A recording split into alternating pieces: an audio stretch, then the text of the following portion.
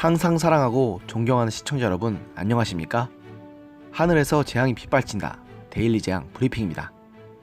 시청자 여러분께서도 지난 2012년 18대 총선에서 박근혜 전 대통령의 당선과 19대 총선의 문재인 대통령의 당선에 큰 기여를 하며 자타공인 현재 대한민국 최고의 킹메이커로 통하는 김종인 전 더불어민주당 비상대책위원회 대표 다들 잘 아시죠? 그런데 그런 김종인 대표가 20일 문재인 정부를 향해서 마치 천하를 손에 넣은 것처럼 판단하고 행동하는 중이라고 주장하며 아무래도 무난하게 임기를 마치기는 힘들 것이라면 독설을 날려 많은 사람들의 주목을 받고 있습니다. 박근혜 대통령의 경제 참모를 맡았지만 박근혜 대통령과 결별한 후 지난 2016년 당시 문재인 민주당 대표에 3고초로 등판해 당의 총선 승리에 기여했던 김 전 대표는 20일 발간한 회고록 영원한 권력은 없다 해서 지금 정부는 19대 대선 결과를 완전히 잘못 읽고 있는 것처럼 보인다며 이같이 밝혔는데요.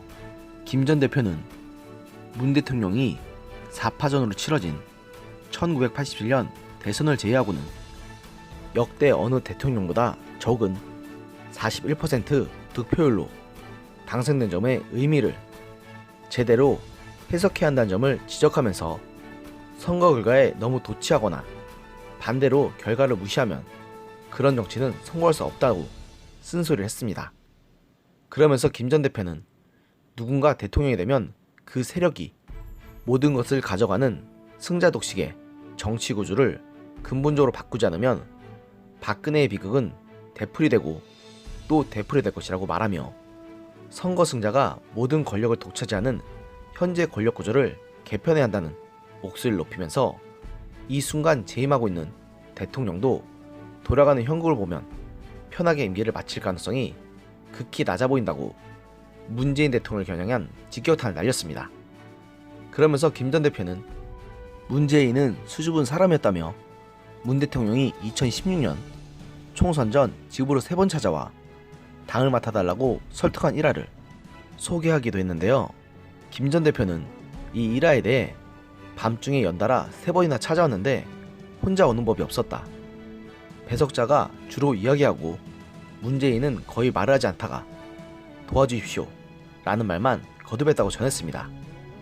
또 민주당 실무자들이 총선 패배를 예상하고 자기 몰래 부인인 김미경 교수를 찾아가 선거 이후 발표할 정계 은퇴 선언문을 준비했다며 참 엉뚱한 사람들이었다고 회상하기도 했습니다.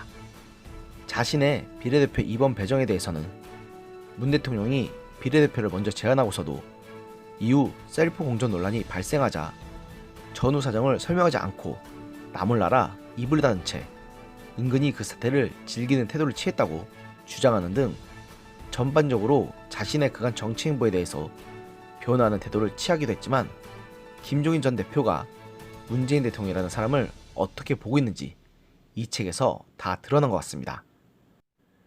중요한 것은 총선을 불과 한 달도 안 앞둔 지금 시점에서 이런 책이 나왔다는 것입니다. 비록 무산되긴 했지만 김종인 대표는 미래통합당의 선대위원장으로 거론되는 만큼 여전히 정계에서 영향력이 상당한 거물급 인사입니다. 그런 사람이 문재인 대통령에서 저런 직격탄을 날렸다는 것은 우파 진영에서도 결코 허투루 들을 일은 아닙니다.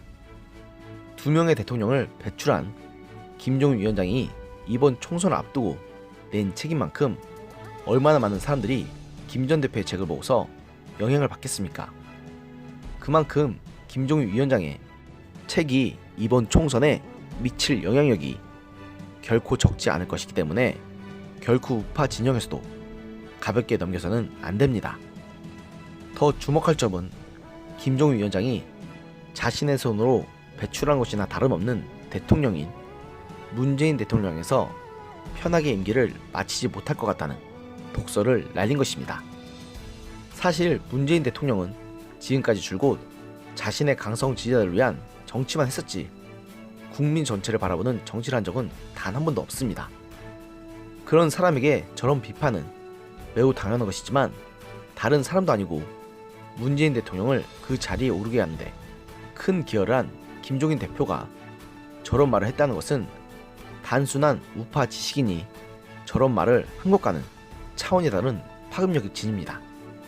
그만큼 처음에는 현 정부를 지지했던 사람들이 등을 돌렸다는 것을 반증하는 상징적인 사건 중 하나이기 때문입니다.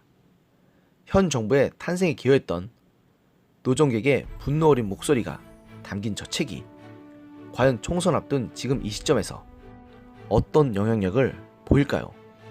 결과는 오는 4월 15일에 확인할 수 있을 것입니다. 오늘의 영상은 여기까지였습니다. 들어주셔서 감사합니다.